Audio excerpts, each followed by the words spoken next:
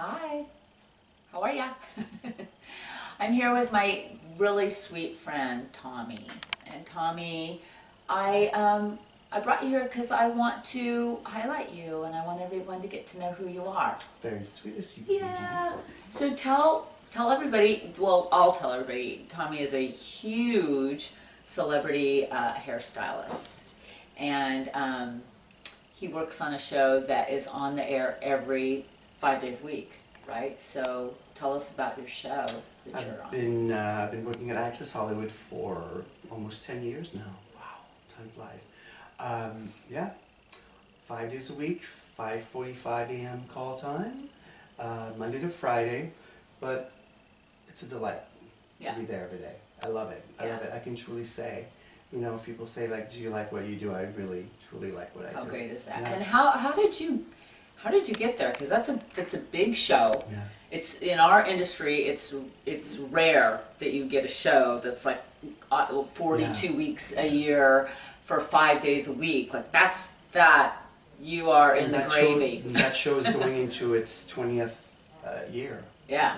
So it's a well-oiled machine, and I don't think it's going. So how'd you get in there? How I got in there? Wanna know? Well, let's start from the beginning. I moved to LA as a makeup artist. Mm-hmm. So I was a makeup artist, and I was working at Saks Fifth Avenue in Beverly Hills doing makeup, and actually my counter partner, Brett Borman was the makeup artist also there, and long story short, I went to hair school while working full time at Saks. Mm-hmm. So I was doing 5 days a week at Saks and 2 days off. I would be in school, in hair school. So I was like, it took me like 2.5 years, but I finally, got through it.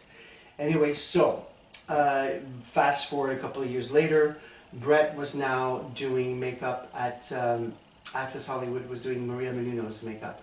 And he had tried actually to get me there a couple times for her hair, and I was always busy doing something else, and it was like always like I couldn't make it. So anyway, one at a time, I was able to go, and that's the story. So I've awesome. been there since, I've been there. Yeah. For... So here's a question I want to ask you.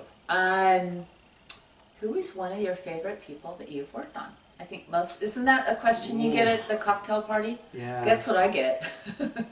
Who do you like? Who do you hate? I don't want to out who you hate. Maybe you'll give us a really crazy disaster story, because I know people want to know that. Oh, but I've got a crazy one that just popped in my head. Oh my god. Oh, do you want to just tell us that? That's oh fine. Oh my god. I don't know. Can I? I will. We went to shoot David Cassidy at his house. Cool. Talk about crazy. Really? Yeah, it was just, the whole thing was like, first of all, he's like what, 60 years old, close to 50, I don't know, 50, 60, he's like, he's up there, whatever. Yeah. He still thinks that he's like Justin Bieber. Like, he thinks like he's like, I'm like, and it was so bizarre because at one point in the interview, and he's like, silence on the set, I'm a method actor. And I'm like, who are you acting for? Or we're interviewing David Cassidy. And I mean, it just kept going and going and going. A good one, it was like his poor assistant. So, let's say, okay, he left the room and he had left it like, let's say his tea right there. He went out the room and then he came back like in the door frame or whatever. And he's like, Randy! Randy! And he's screaming, he's like, bring me my tea! And like Randy stopped what he's doing, wherever he was, comes, grabs his tea, brings him his tea. David walks from there and comes and sits right here, where the freaking tea was, where he left it. So, I mean, there was just so many. So how do you handle, because I know I have had crazies, for sure. Yeah. I've had real crazies. Yeah. How do you handle that? Because part of being in the industry, right, is dealing with all these different personalities. So how do you handle it? Do you Well, handle it with humor? Do you have to go pretend like, it's not happening? First of all, it started by when I started, because I was doing grooming there, so I was doing his hair and makeup. Right. And so I started by when I came out with my makeup for him. He was like, oh no, none of that crap. No. He pulls out a Ziploc bag that had, I don't know if you remember, I remember, but pancake, Max Factor pancake tan number 2. That was like, backstory, I used to be a performer in the Escapades, and we were that when we were performing for like 25,000 people. That stuff is thick. And I'm like, oh my God, the guy wants me to put that. But it's like, what are you going to do? I'm like, you know what? It's like, you can't fight with them and tell them at that point, because it's not like somebody that I'm going to be seeing on for a week or for 3 months shooting a movie. I'm like, you know what? I'm just going to let him have what he wants to, so I put his pancake tan number 2 on him. But it's like, you can't really fight with that. You can't. just got to go with the flow. Yeah, that's part of it. So, okay, so we know that was like, so tell me, go from there to like the opposite end. Like, what was like the most amazing person you worked on, or did somebody treat you so well that they did something? Oh, yes. Did they buy you a car? Yes. No, they didn't buy me a car. But I would say one of the nicest. I worked on 2 music videos with him, Enrique Iglesias. Oh, really? Like the kindest. Like he was like, are you okay? Do you need anything? Do you? Oh my God, we have the same. Like he was like making me feel like I was a guest in his house, and he was the nicest guy. Yeah. Really, like a delight. I mean, I couldn't. There's not. Yeah, he's definitely at the top. Yeah. Of the nicest people. So, because I didn't feel like because you don't come as a. You're not the hell, but then you come and you do the makeup and you'll sit to the side. But for him, it was like we were all like important pieces of the puzzle. I love that. It was just we were, and like I said, he was so kind and so like he was relating even to oh look, we have the same vest, and then he was all like he was very like I don't know, he was overly. I was like wow. Yeah. Wow. That's awesome. When paying attention to what you had to say, not like just like he was really like really impressed with him. Yeah. So you've done a lot of different people. I know that there's tons of guests that come on Access Hollywood, right? You just get a plethora of people. Yeah. Is there anybody you haven't done that hasn't shown up yet that you're just dying to get your hands on? Yeah. I don't know why, but I think Angelina Jolie has not come to the show. And I've been there for so long, but yeah, she's never been. I've seen her. We've interviewed her on the red carpet, but I've never had a chance to sit in my chair or do anything. Yeah, get your hands in that hair. Yeah. Yeah. One that I don't know why she's stepping up to my mind now is growing up, Liza Minnelli came to the show. Oh, really? And when you say sometimes your personality has to do. I walked into a room and I said, Miss Minnelli, do you know what it means for a gay man to meet you? It's like meeting God in a sequin dress. And she's like, come in, do whatever you want. So I win her right. I win her at that. And it was so funny. She was so cool because you're thinking, this is like Hollywood history. This is like, Liza Minnelli. Yeah. And it's like, you think sometimes because, there's old Hollywood or they're like, she was so much fun and so pleasant and so she's good. She was good, That's so cool. Yeah. So when you were a kid, did you ever in a million years think that you'd end up meeting all these celebrities? Because you said something about you were in the Ice-Capades. So was that a dream to be a skater? That was my first career. That was my first career was I knew I wanted to be some kind of performer. Right. I didn't know what kind of performer. And when I went to see the Ice-Capades when I was 10 years old, I'm from a tiny town, like up in north of Quebec. Like you wouldn't think of, like you'll never end up in Hollywood. Yeah. Anyway, so I went to see Escapades, and I turned towards my dad, and I said, "Oh my God, I love this. I want to do this someday."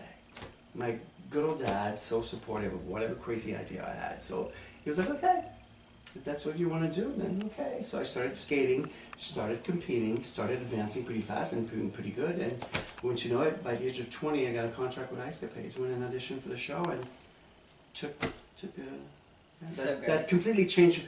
You know, I was at university at the time, and the Escapades came to town. I was in Toronto, and I was like, I'm going to go audition for the Escapades. My friends were like, "Are you fucking crazy?" Pardon? It's YouTube. And so okay. I'm like, no. It's like, Yeah. some of my friends didn't even know I was a skater. But anyway, so I went and auditioned. So it completely changed about my life, you know, Yeah. and ended up down here. And it's like that. Like I've done, like, you know, people that were like, I was growing up watching on TV, like, I mean, Charlie's Angels was one of my favorite shows. Mm-hmm. And I've done Jacqueline Smith, you know, 4 or 5 times. Yeah. And I'm like, I cannot believe I'm doing Jacqueline Smith, which I just was, you know, admiring. And you did David Cassidy.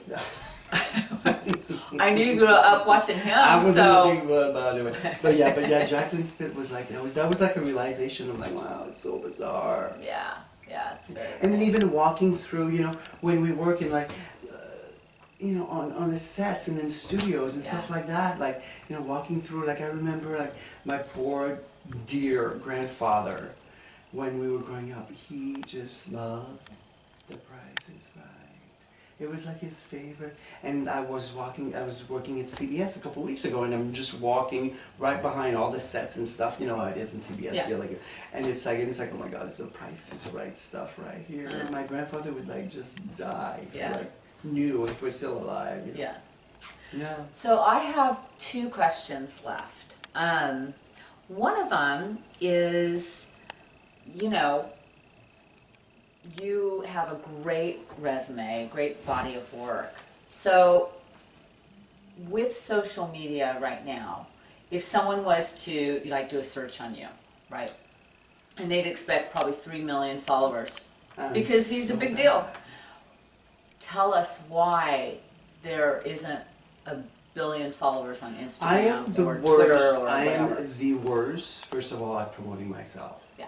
I will. That's why I'm going to promote you. I will sit in the back and I will let people talk, and I'm not one of those like, oh my God, you gotta use me. Oh my God, you gotta do. Oh my God, you gotta see what I've done. I'm not one about flunking my stuff. I'm kind of like, it's hard to believe, but the quiet one when it comes to that. And so, and plus, I get up early. I work. I don't know. I mean, really, it's not. It's not my thing, I guess. Right. And it's like, and I don't know. I've been in the business long enough, and I shouldn't say that. I don't want to sound arrogant. That the work comes to me without having to do all that type of promotion. Right. And it's I don't know, it's not my thing. That's that, and that is exactly why I wanted to have this venue, to bring in people that are awesome, like rock stars, you know, in our industry. But they're not doing a bunch of YouTube videos, they're not Instagramming all over the place, because they don't really have the time to do it, because they're working, you know? And just, you know, get people to know you and know about you and your work, and then they can go find you and follow you, and you can post some more pictures. I know. So my other question, my last question I have is, what advice would you give to, you know, young people starting out, or, you know, maybe there is YouTube makeup artists that want to somehow crack into TV or film or something. What advice would you give them to get in there? You know, it's like the stupid corny thing, but it's like look, I came from nowhere, speaking mostly only French. But I remember being 12 years old, and like my cousin asked me, she says, this is just a side thing about, not about the business, but about like If you follow your dreams, it will happen. I was 12 years old, living in a country little town in Quebec, and my cousin asked me, what do you want to do when you grow up? Where do you want to live when you grow up? I said, I want to live in Los Angeles.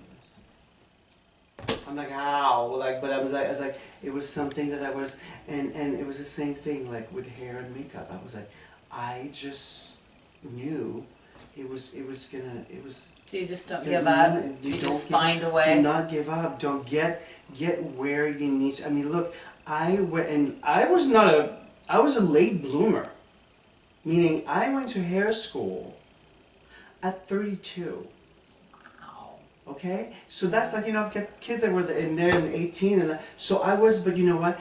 I'll tell you, this is one of my sentence that I live by. It's never too late to be what you could have been. Oh. Well, it's never too late to be what you should have been. Yeah. I love that. Right? Yeah. Isn't that good? So, and it's really funny. Oh, I got when I got that, I think I found it on a cookie, a fortune cookie or something, and I was like, it was like a revelation, and I'm like, you know what? Forget it. I am going to go to hair school, and that's just what, if it's meant to be. And you know what? Your journey is different for everybody. For me, it was at 32 that I meant to go to hair school. It was, it was now that I would meant to, like, it's like, you know what? You're on your own journey, but never give up. And it's never too late to be what you could have been. Oh, I love that. Right? Yeah. Thank you. Thank you so much for sharing. And this was fun. Yourself. Yeah. See? Anytime. I am so glad. We're gonna do this again. Fantastic. We're gonna, I'm gonna take this on the road. Maybe we'll catch up with you on the red carpet one of these days. Yeah. Doing your thing, doing your magic. Yeah. Be fun. Okay, thanks. Very good. Bye. Bye. Thanks for showing up.